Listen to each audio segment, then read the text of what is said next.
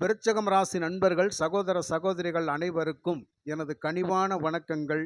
நான் உங்கள் ஜோதிட சதா. விருச்சக ராசியினுடைய நண்பர்களுடைய வாழ்க்கை அப்படிங்கிறது ஏன் எதிர்நீச்சல் அடிக்கிற ஒரு வாழ்க்கையாக இருக்குது? ஏன் எதிர்பார்ப்புகளை நிறைவேற்ற முடியாத ஒரு வாழ்க்கையாக இருக்கிறது?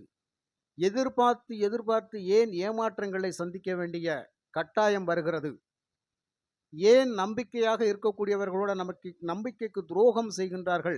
அது ஏன் நமக்கு இப்படி நடக்கிறது? ஆக கடுமையாக உழைக்கின்றோம், நீதியாக இருக்கின்றோம், நேர்மையாக இருக்கின்றோம். நம் பாதையில் நாம் சரியாகத்தான் பயணித்துக் கொண்டிருக்கின்றோம். நமது சுற்றுப்புற சூழ்நிலைகள் ஏன் நம்மளை வாட்டி வதைக்கின்றது அப்படின்னு சொல்லி இந்த விருச்சக ராசிக்காரர்களுடைய கேள்விகள் அப்படிங்கிறது ஒவ்வொரு நாளும் அடுக்கடுக்கா மேலே உயர்ந்துகிட்டே தான் போகுது. ஆனா வாழ்க்கை உயர்ந்தபாடு இல்லை அப்படிங்கிறது உண்மைதான். கிட்டத்தட்ட 100 விருச்சக ராசி நண்பர்களை எடுத்துக்கொண்டால் அதுல ஒன்னோ ரெண்டோ பேர் தான் ஏதோ ஒரு அற்புதமான வாழ்க்கையில இருப்பாங்க. ஆனாலும் அவளுக்கு மன ரீதியாக, உடல் ரீதியாக ஒரு பயங்கரமான ஒரு எதிர்மறையான விளைவுகளைத்தான் அவங்களும் சந்திச்சுக்கிட்டு இருப்பாங்க அப்படிங்கிறது உண்மையாகவே சொல்லப்பட்ட ஒன்று. அதிபயங்கரமான புத்திசாலிகள், அதிபயங்கரமான செயல்திறன் மிக்கவர்கள், எதையுமே நுண்ணோக்கி சிந்திக்கக்கூடியவர்கள். எவ்வளவு பெரிய சிக்கலான வேலையை உங்ககிட்ட கொடுத்தாலும் நீங்க கண்டிப்பா நல்லா தான் செஞ்சு முடிச்சிருவீங்க. உண்மையாகவே சொல்லப்போனால் எப்படிப்பட்ட சிக்கலான பிரச்சனையும் உங்களால் தீர்க்க முடியும். இப்படி ஒரு நல்ல மைனூட்டான திறமை அப்படிங்கிறது உங்ககிட்ட இருக்குது. ஒரு மெக்கானிக்கல் வேலை பார்க்குற ஒரு மெக்கானிக்கலர் அவர்கிட்ட ஒரு ஓடாத ஒரு மோட்டார் வாகனத்தினுடைய என்ஜினை கொண்டு போய் போட்டோம் அப்படின்னு சொன்னால் அதை அக்குவேராக ஆணிவேராக பிரித்து என்ன விவரம் அப்படிங்கிறத புள்ளி விவரமாக கண்டுபிடிச்சு அதற்கான வேர்பாட்ஸை இணைத்து அவர் அந்த இன்ஜினை சரியான முறையில் ஓட வச்சிருவார். ரொம்ப ரொம்ப நுண்ணறிவு. இது இப்படித்தான் அப்படின்னு சொல்லி அற்புதமாக செய்யக்கூடிய திறமை படைத்தவர்கள் விருச்சக ராசி நண்பர்கள். ஒரு நிறுவனத்தில் வேலை செஞ்சுக்கிட்டு இருக்கிறாங்க. அதில் எத்தனையோ ராசிக்காரங்க இருப்பாங்க. ஆனால் இந்த விருச்சக ராசிக்காரங்க மட்டும் ஒரு தனித்திறமையோடு இருப்பாங்க, ஒரு தனித்துவத்தோடு இருப்பாங்க. அந்த நிறுவனத்தில் இருக்கிற மேல அதிகாரிகள் இவங்க மேலே ஒரு கண்ணா இருப்பாங்க. இன்னார்கிட்ட அந்த வேலையை கொடுத்தா கரெக்டாக செஞ்சு முடிப்பாங்க அப்படிங்கிறது அவங்களுக்கு நல்லா தெரியும். அதனால் இந்த விருச்சக ராசிக்காரங்களை ரொம்ப நம்புவாங்க. அதாட்டியம் பண்ணி அக்கிரமம் பண்ணி தன் வலைக்குள்ளே வீழ்த்தணும்னு நினச்சா ஒரு காலமும் நீங்கள் அந்த வலைக்குள்ளே விழ மாட்டீங்க இல்லையா? அதிகாரத்துக்கு அடிபண வேண்டிய அவசியம் இல்லை. அதே மாதிரி அதிகார துஷ்பிரயோகமும் நீங்கள் செய்ய மாட்டீங்க. அன்புக்கு கட்டுப்பட்டு, பாசத்துக்கு கட்டுப்பட்டு, நட்புக்கு கட்டுப்பட்டு உங்ககிட்ட ஒரு சகஜமான நிலையில் இருந்தால் மட்டும்தான் நீங்கள் அந்த அன்புக்கு மட்டும் கட்டுப்படுவீங்க. அந்த அன்பை செலுத்தியவர்களுக்காக கட்டுப்பட மாட்டீங்க இல்லையா? அப்படிப்பட்ட அருமையான நண்பர்கள் தான் இந்த விருச்சக ராசி நண்பர்கள்.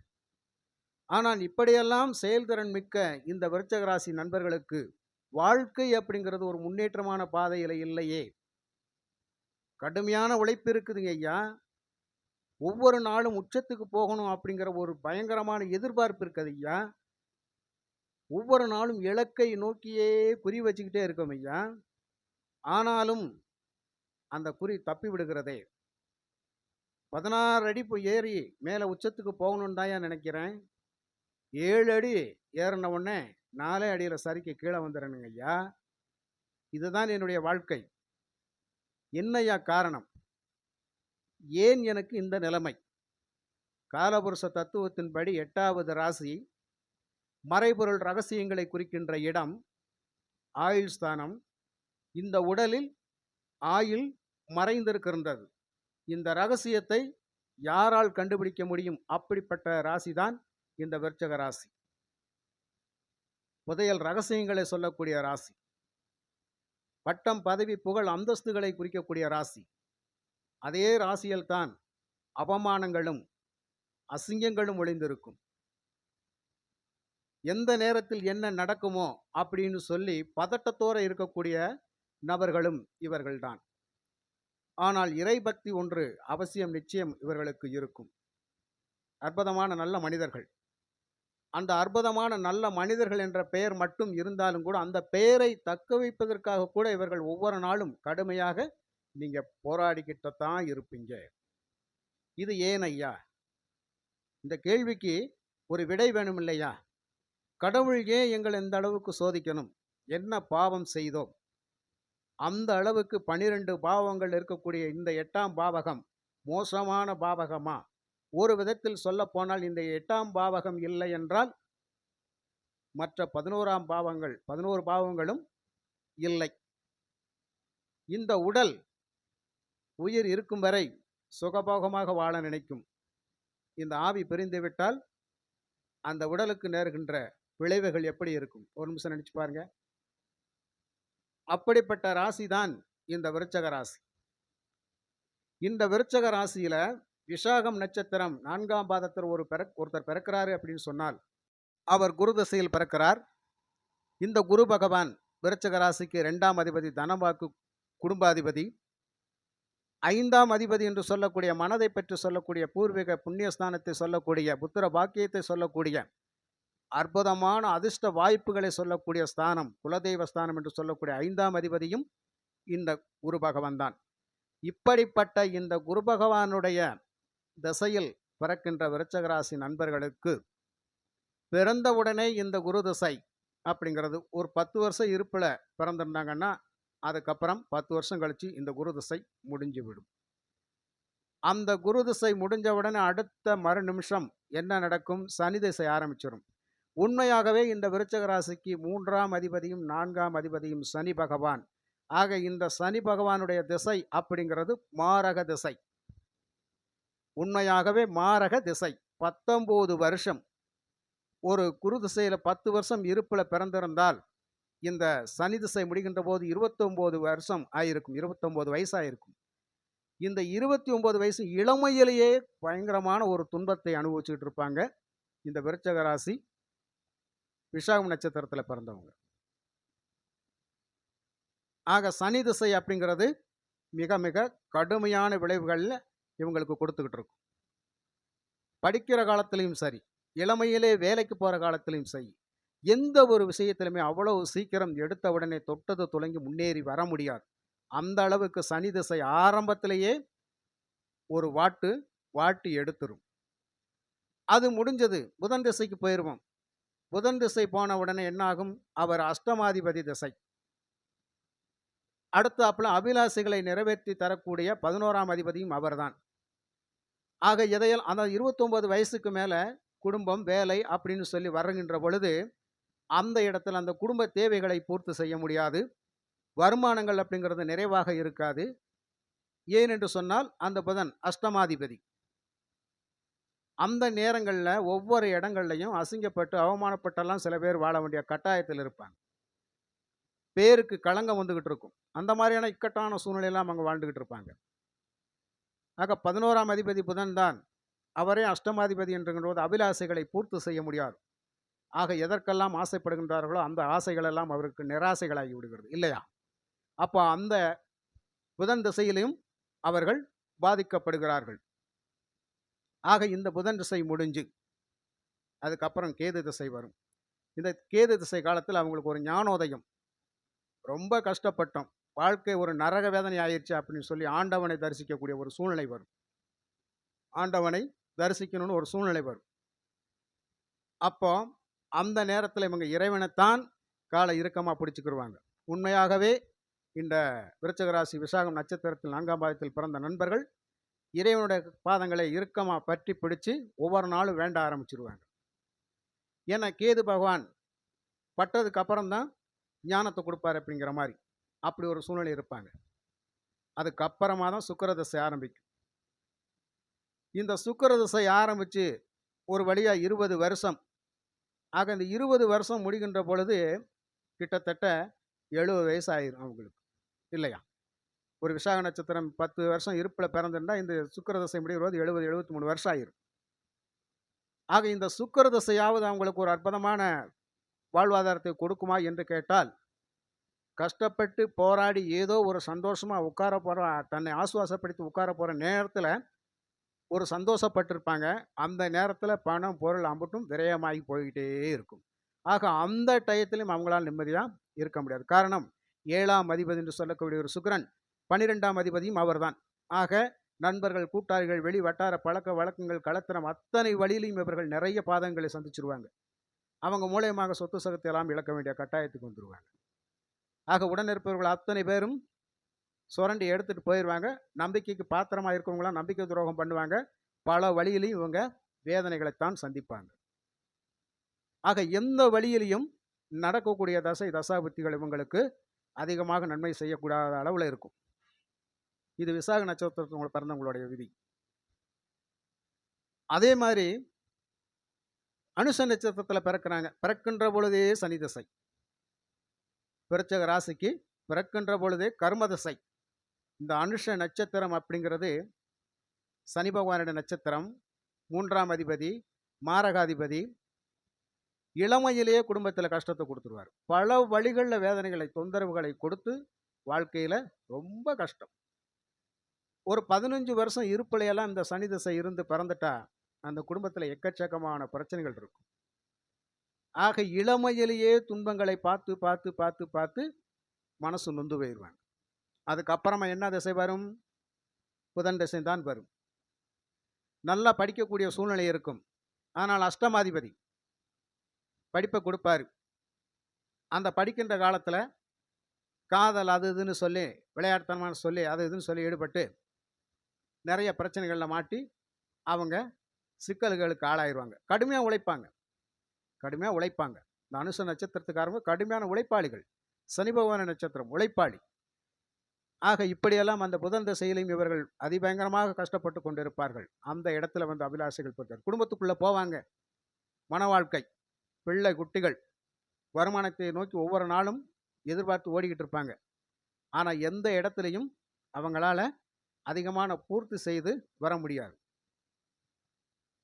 அதுக்கப்புறமா கேது திசை. கேது வந்து உங்களுடைய ஜாதகத்தில் எப்படி இருக்கார் அந்த நிலைமையை பொறுத்து அவர் புத்தி நடத்துவார், தசை நடத்துவார். அந்த டைங்களும் பயங்கரமான மனக்குழப்பங்கள் தான். எதை எப்படி பண்ணணும், என்ன செய்யணும், ஏது பண்ணலாம், அப்படி பண்ணலாமா, இப்படி பண்ணலாமா, போகிற காரியங்கள் தடை தாமதங்கள் அத்தனை விஷயங்களிலும் இந்த கேது திசையில் பின்னடைவை தான் சந்திப்பாங்க. ஆனாலும் ஆத்மாத்மாக இந்த சொல்லப்போனால் இந்த விருச்சிக நண்பர்கள் எப்படிப்பட்ட பாடத்தையும் தெளிவாக கற்று தெளியக்கூடியவர்கள் தான். அந்த விஷயத்தில் நல்ல புத்திமான்கள், அறிவாளிகள். அதுக்கப்புறமா சுக்கிர திசை வரும். இந்த சுக்கிர திசை 7, 12 சகல சௌபாக்கியங்களும் கொடுத்தாலும் அதை வச்சு பிழைக்க முடியாத நிலைமைக்கு ஆளாக்கி விட்டுரும். நிறைய விரயங்களை கொடுத்துரும். அந்த விரயங்களை கொடுக்கின்ற போது இழப்பீடுகள் அதிகமாகும். அந்த இழப்பீடுகளை இவங்களால் ஒன்றும் பண்ண முடியாது, தடுக்க முடியாது. ஓடி ஓடி அடைச்சி வச்சாலும் அது வாட்டுக்கு வெளியில் உடச்சிக்கிட்டு வெளியே வரும். ஆக இந்த விதத்திலும் சுக்கிர திசையில் அவர்கள் படுகின்ற பாடு அப்படிங்கிற பார்க்குற போது ஆசைகள் அதிகமாக இருக்கும். லக்ஸுரியஸான ஒரு வாழ்க்கையை வாழணும் அப்படிங்கிறதெல்லாம் நிறைய கனவுகள் இருக்கும். கனவுகளோட மட்டுமே வாழ வேண்டிய கட்டாயத்தில் இருப்பாங்க இல்லையா? ஆக இந்த சுக்கிர திசை காலங்களில் கூட அவங்களுக்கு அதிகமான ஒரு நன்மைகள் அப்படிங்கிறது கிடைக்காது. அப்படியே கிடைத்தாலும் அதை தக்க வைக்க முடியாது அப்படிங்கிற மாதிரியான சூழ்நிலையில் இருப்பாங்க.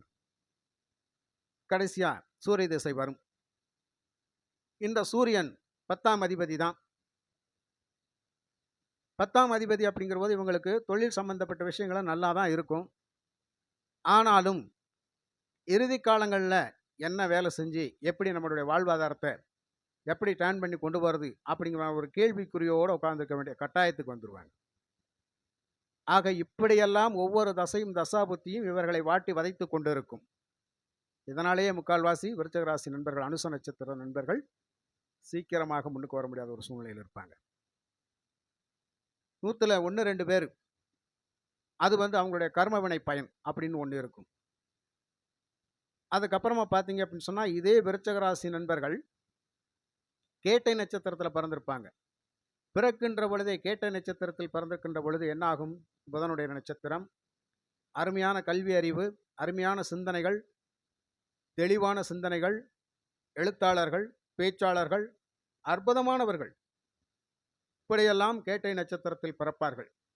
ஆனால் ஜோதிடத்தில் ஒரு சொல்வாக்கு, கேட்டையில் பிறந்தால் கோட்டையை ஆழ்வார்கள்னு சொல்லி. நிச்சயமாக கேட்டையில் பிறந்தவர்கள் எத்தனை பேர் கோட்டையை ஆள முடியும்? 1000ல் ஒருவர். லட்சத்துக்கு 10 பேரு. கோட்டை அல்ல. ஏதோ ஒரு இடத்துல ஒரு நல்ல வேலையில, நல்ல வருமானத்தில இருப்பாங்க. அவ்வளவுதான். அவங்களுடைய குடும்ப சூழ்நிலை, பொருளாதார சூழ்நிலை அப்படிங்கிறது சரியா இருக்கும். அவ்வளவுதான். ஆனால் சொல்வது மட்டும் கோட்டை. ஆக பேச்சில் கோட்டை கட்டுவார்கள், எழுத்தில் கோட்டை கட்டுவார்கள், செயல்பாடுகளில் கோட்டை கட்டுவார்கள் அப்படிங்கிற ஒரு விஷயம் மட்டும் உண்மை. ஏன்னா புதன். ஆரம்பத்திலேயே வந்து அஷ்டமாதிபதி புத்தி, லாபாதிபதி புத்தி. அப்போ இந்த இடத்துல வந்து இளமையிலே அந்த புத்தி வர காலத்துல இவங்களால எதையும் யோசிச்சு செய்ய முடியாது. படிப்புல மட்டும்தான். இல்லையா? அவங்க ஒரு 15 வருஷம் இருப்புல பிறக்கறாங்கன்னா, அதெல்லாம் கல்வி காலம். அந்த நேரத்துல எதுவும் தெரியாது. பள்ளிக்கூடத்துக்கு போறோம், படிக்கிறோம், வர்றோம் அவ்வளோதான். அதுக்கப்புறமா கேது வருவார். அது உயர்கல்விக்கு போவாங்க. அங்க ஒரு குழப்பம், கொலபரேஷன். சரியான முறையில கல்வியில பயணிக்க முடியாது. ஒருவேளை கேது பகவான் ஜாதகத்துல நல்ல நிலைமையில இருந்தால் கண்டிப்பாக வேத சாஸ்திரங்களை படிக்க முடியாத வேத சாஸ்திரங்களை கூட கற்று தெளிந்து விடுவார்கள். அப்படியான ஒரு ஞானோதயத்தை எல்லாம் கொடுப்பார் இந்த கேது பகவான். ஆக கேது திசையில இந்த மாதிரியான வேலைகள் நடக்கும்.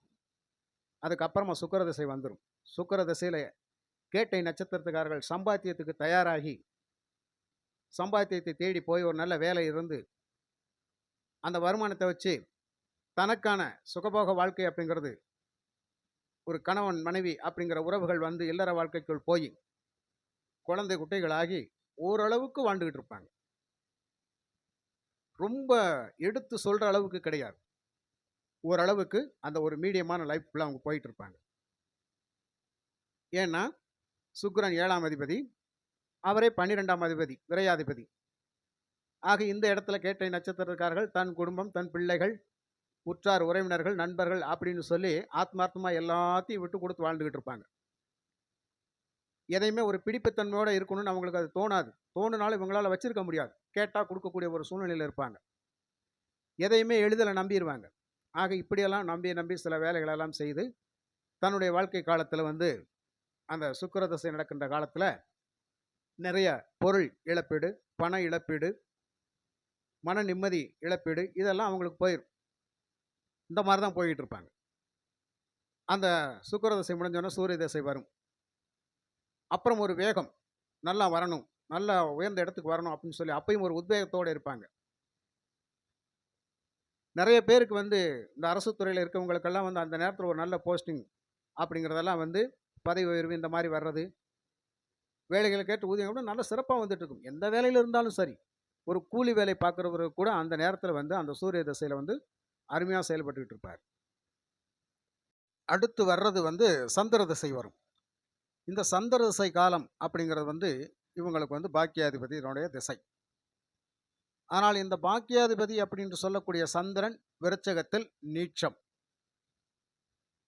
அப்ப நீச்சம் பெற்ற சந்திரன் அப்படிங்கிறது விருச்சகத்தில் தான் இருப்பார். அப்ப ராசி விருச்சக ராசி. சந்திரன் மனோகாரகன்.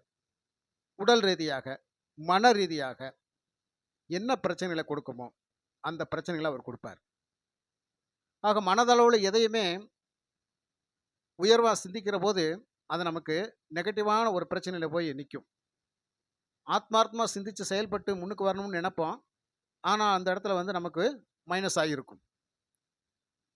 உடல் ரீதியாக நல்ல ஒரு ஆரோக்கியமாக இருக்கணும்னு நினைப்போம். அந்த உடல் ரீதியாக ஏதாவது ஒரு பிரச்சனை நமக்கு இருக்கும். இப்படியாக சந்திர தசை முழுவதும் ஒரு கடுமையான பயணமாக தான் இருக்கும். சந்திர தசை முழுவதும் கடுமையான பயணமாக இருக்கும். இந்த சந்திர தசை அப்படிங்கிறது 9ஆம் இடம் அதிபதி, பித்ருஸ்தானம், பாக்கியஸ்தானம். ஆக இந்த நேரங்களில் விருச்சிக ராசிக்காரவங்களுக்கு ஒரு வாய்ப்பு எப்படி இருக்கும் அப்படின்னு கேட்டால், இந்த வெளிநாடு தூரதேச பயணங்கள் போகிறது வர்றது எல்லாம் இவங்களுக்கு வந்து அழகாக அமைஞ்சு கொடுக்கும். அந்த மாதிரியான வேலைகள் எல்லாம் தெளிவாக நடக்கும். அதே மாதிரி தந்தையார் வழி லாபங்கள் அப்படிங்கிறது இவங்களுக்கு அதிகமாக இருக்காது.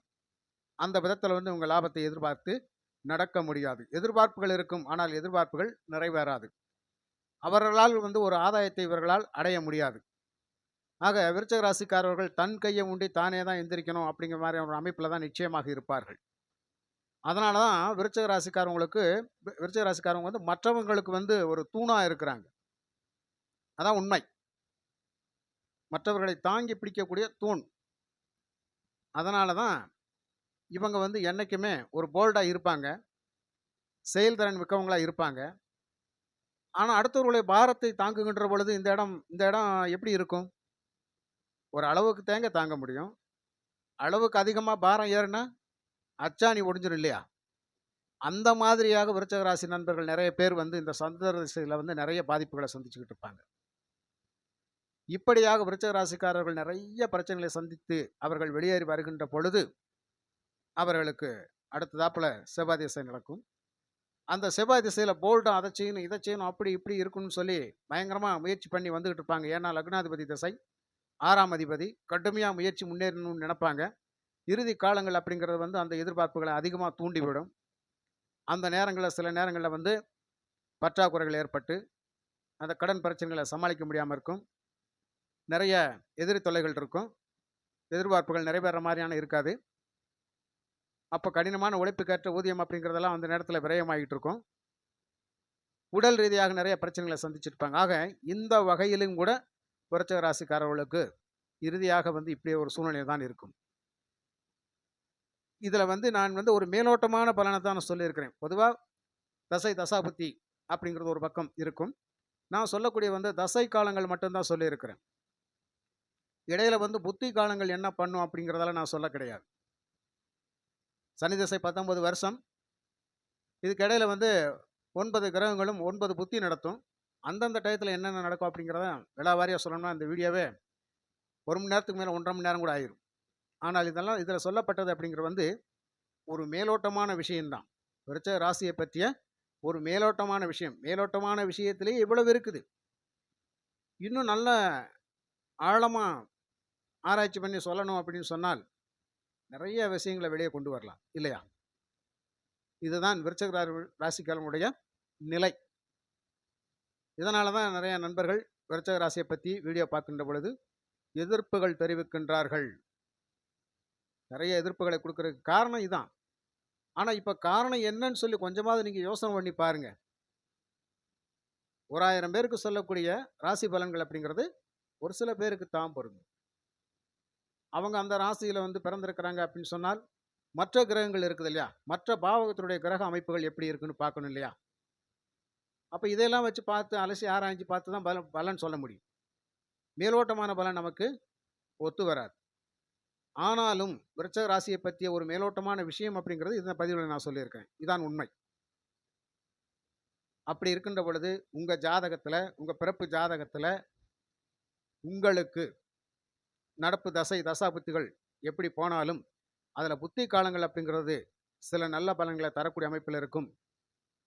அந்த புத்தி நடத்துகின்ற அதிபதிகள் அப்படிங்கிறது வந்து உங்களுக்கு யோகாதிபதியாக இருக்கலாம், மாரகாதிபதியாக இருக்கலாம், பாதகாதிபதியாக இருக்கலாம், கரணநாதனாக கூட இருக்கலாம், நட்சத்திரநாதனாக கூட இருக்கலாம்.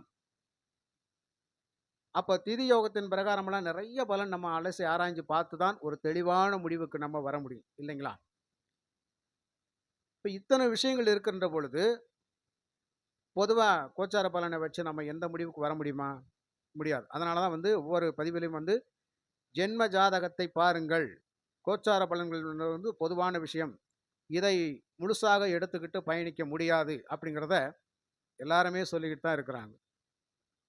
ஆக ஜோதிடம் அப்படிங்கிறது வந்து முற்றிலும் உண்மையாக இருக்க வேண்டும் அப்படிங்கிற ஒரு விஷயம்.